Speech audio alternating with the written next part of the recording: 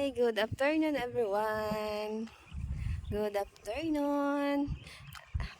Happy Friday. Magandang hapon po.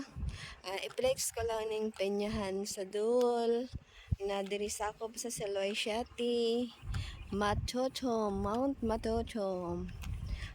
Pinyahan ni siya sa dul.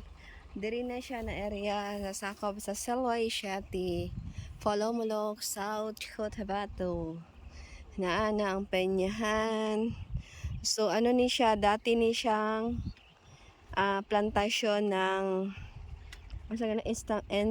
estampelko. Dati ni siyang plantasyon ng estampelko. So gipulihan na nila og pinya.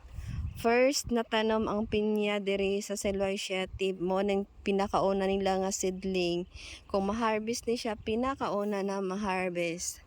So mo ani siya guys, ang pinyahan sa dul.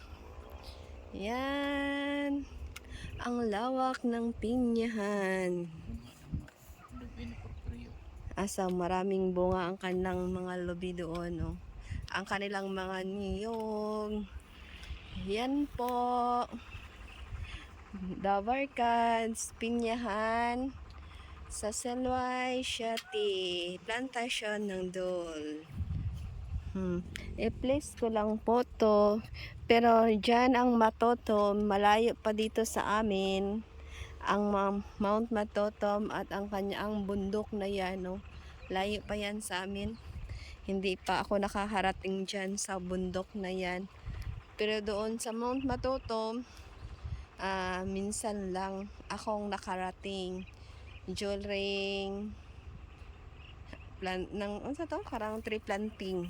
Walang punto na nahulog yapon ko sa akong tree plantingan. Kay nag-enjoy kay nakakitag orchids. Nan ang ako ang bana nga inso. Ayan, agaw na tadi.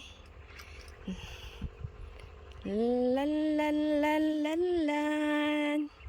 Thank you for watching guys. Please follow my YouTube channel, Endred's Channel Vlog, and please subscribe my FB Reels, my FB account. Please subscribe, Dabarkads.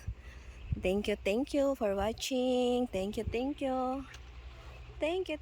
God bless all. Yan nan. Yan. So, mag-go na kami kasi hapon-hapon na. Thank you.